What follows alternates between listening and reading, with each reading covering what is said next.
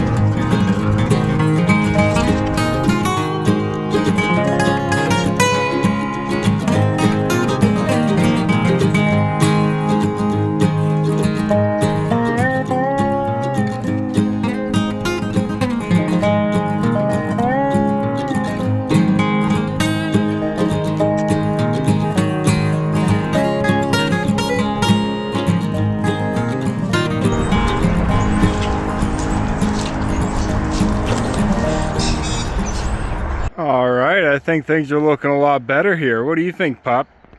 You find a nice corner to lay down in? And scratch up some cool dirt. Good.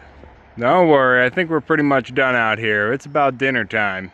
Like I said, we're not doing a full cleanup and we're not fixing any of the structure here. We're just getting everything ready for spring to start setting in.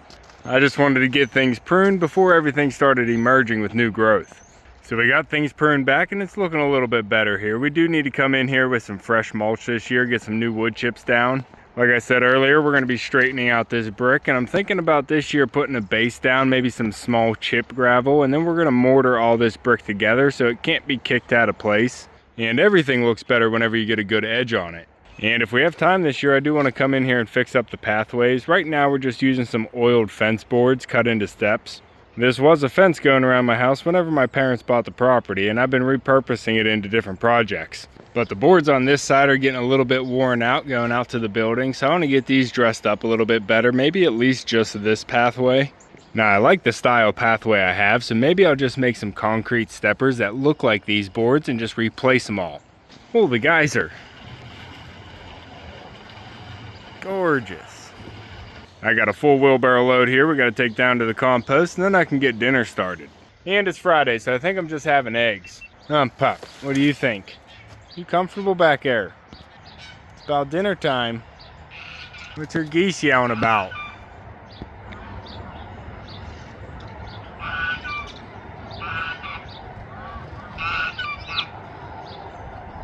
I see you, bird. All right. Come on, Pop. Bring. Bring. Get your ball. Get your ball. Bring.